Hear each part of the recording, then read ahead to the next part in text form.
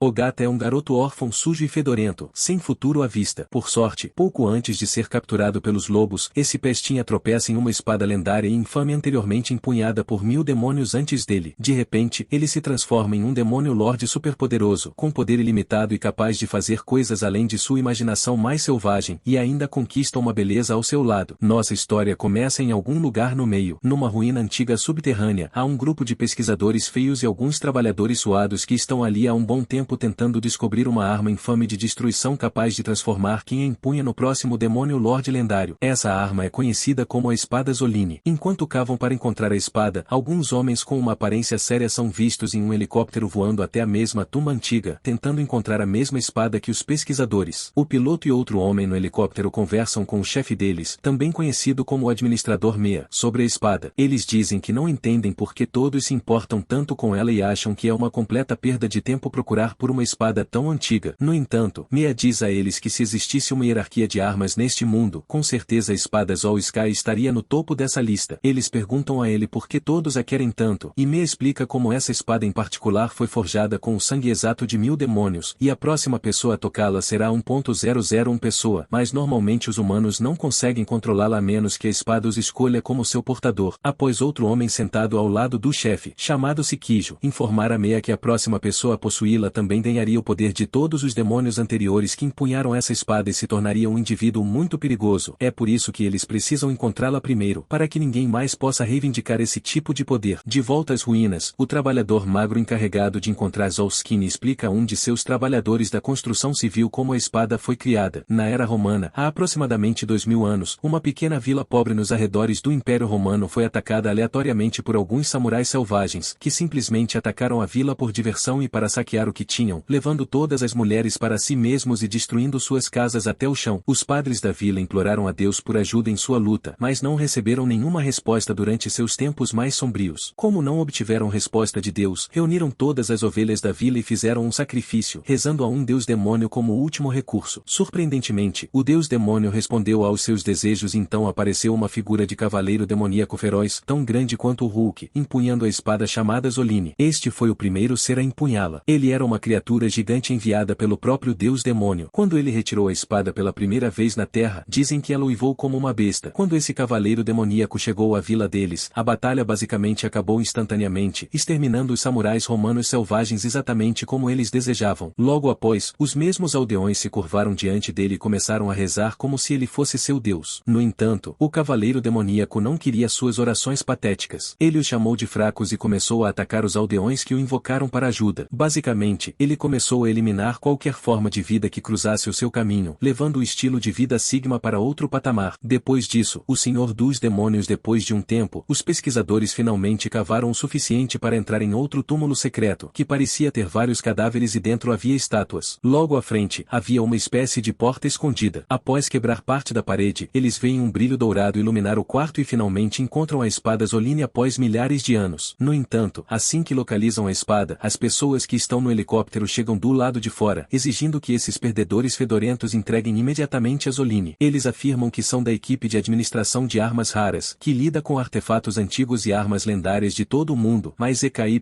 era quase impossível de encontrar. Os trabalhadores se recusam a obedecer ao chefe, assim, ocorre uma guerra total entre esses soldados de elite com aparência de operações especiais versus esses trabalhadores feios. Eles trocam vários tiros, mas esses soldados de elite eram muito superiores. Foi quando o chefe dos pesquisadores antigos agarra Zoline e tenta atacar os soldados empunhando a espada. O trabalhador consegue facilmente derrotar os soldados de elite e destruí-los em questão de segundos. Depois disso, ele se aproxima do administrador Mira, mas de repente, o homem parece estar tendo algum tipo de ataque e seus olhos rolam para trás enquanto grita palavras que ninguém consegue entender. Parece que ele não consegue lidar com o poder de uma arma assim. É quando o braço direito de Mira, Aijo, explica como a aura escura dizia vai te engolir por completo se você for uma pessoa fraca, tornando impossível a ligação com a espada. Assim, não pode ser usada por um trabalhador magro como ele, apenas por alguém de elite. Após as instruções de Mira, Aijo recupera as All-Skin do homem e usa algum tipo de poder mágico, pois parece estar também em posse de uma arma lendária própria. Ele utiliza esse poder para gerar uma forte força de energia que derruba o trabalhador e segura com segurança as All-Skin dentro de um recipiente de metal. Eles levam Zine de volta para a sede da Organização de Administração de Armas Lendárias, onde seguramente guardam a arma dentro das instalações junto com outras armas lendárias. Akido e eu observamos a arma de perto. E Akido acha que é feio, mas Mea acha absolutamente lindo. Então Aijo ri e diz que vai dormir. Depois disso, a equipe de administração de armas volta ao trabalho tentando encontrar outras armas como Zolskine, já que existem outras espadas demoníacas por aí que também têm muito poder, mas nada comparado a Zolskine. Essas espadas têm diferentes tipos de habilidades, como transformá-lo em um demônio de fogo e muitos outros efeitos colaterais. Portanto, essa organização está pegando essas espadas para si e as levando para sua instalação. No entanto, uma noite, o chefe Mea entra na instalação onde eles guardam Zolskine, pois parece ser atraído pela espada e pode ouvir ela chamando pelo seu nome. A espada consegue detectar o amor que Mea tem por ela, já que Mea sempre fala tão bem dela, então isso cria uma relação simbiótica entre eles. Agora, ele simplesmente não consegue resistir à vontade de querer tocar a espada e senti-la em suas próprias mãos. Nesse momento, Mea está cansado de se sentir um inútil e, finalmente, se sente como um homem de verdade quando pega a espada. Ele fica louco ao empunhá-la, abraçando todo o seu poder, e a energia amaldiçoada toma conta de seu corpo inteiro, despertando o demônio mais uma vez. Todos os seus subordinados correm rapidamente para dentro da instalação, pois os alarmes começam a soar devido à remoção de Zolskine de seu recipiente. Os guardas então são confrontados por um Mea demonizado, olhando diretamente para eles enquanto eles tremem de medo. Eles imediatamente sacam suas armas e atiram no Mea demônio, mas Mea agora é um demônio invencível, sorrindo enquanto derrota cada um dos guardas um por um antes de deixar o prédio. Depois disso, somos levados a uma cena diferente no anime, onde vemos um homem comum chamado Takashi chegando em casa após um longo dia de trabalho. Sua esposa Wakaba está esperando um bebê a qualquer momento e acabou de fazer seus exames finais hoje, mas não quer revelar o sexo para o pai ainda e quer que seja uma surpresa. No entanto, Takashi está super animado para conhecer seu novo bebê e finalmente ser pai. Depois que os dois saem de casa para pegar alguns petiscos rapidamente na loja, enquanto isso, em um templo, vemos um sacerdote realizando um ritual para apaziguar uma espada chamada Shiriel. O homem sente que a espada está chorando por dentro e quer provar sangue. Para atender ao seu chamado, ele realiza um ritual especial para a espada, convidando seus pequenos amigos minions para dentro, e todos se reúnem ao seu redor na sala, onde oram para a espada. No entanto, a espada parece estar chamando um garoto especial em particular e pede a ele para pingar um pouco de sangue no pano que está pendurado sobre a espada. Depois de fazer isso, o garoto fica empolgado e começa a lamber o sangue, transformando-se em um maníaco completo. Ele começa a eliminar todos os seus amigos idiotas que foram convidados para a festa, um por um. Após eliminar todos os camponeses à vista, a espada começa a brilhar com chamas roxas, e o demônio dentro dele ainda está faminto por mais. Então, o garoto demônio sai para encontrar mais vítimas. Enquanto isso, do lado de fora, Wakaba e Takashi são vistos voltando do mercado com seus petiscos, e enquanto caminham para casa, o garoto demônio faminto é visto rondando por aí e derruba Takashi. Wakaba está arrasada e cai ao lado dele para ver se ele está acordado, mas ele foi eliminado pelo garoto demônio. Depois disso, o garoto demônio parte para atacar outros civis na rua até que ele acorda e percebe o que acabou de fazer. A espada estava controlando o tempo todo, e ele deixa a espada cair enquanto grita o quanto está arrependido. No entanto, depois de ver que Takashi se foi, Wakaba pega a espada com raiva e a usa para matar o garoto demônio. E, meu amigo, ele recebe um pouco de karma instantânea após Wakaba tentar expulsar o demônio de sua mente, mas sua mão aparentemente está grudada na espada, e ela não consegue soltá-la. Neste momento, vemos Mei em uma ponte de rodovia com Zolini, e a equipe de segurança pede para ele largar a espada. No entanto, ele se recusa, e uma fumaça roxa sai da espada. Nesse momento, uma pessoa com a segunda espada chega queimando todos os veículos na ponte e desafia Mea para uma luta. Ambos têm uma dessas armas lendárias, e como estão tão próximos um do outro, a espada transforma os dois em figuras parecidas com cavaleiros de metal com uma armadura de Power Ranger. Mea explica que ele é Zolini, o demônio da morte, e o outro homem se chama o demônio do fogo. Eles começam a lutar em uma louca batalha 1 contra 1, mas Mea e ZSKY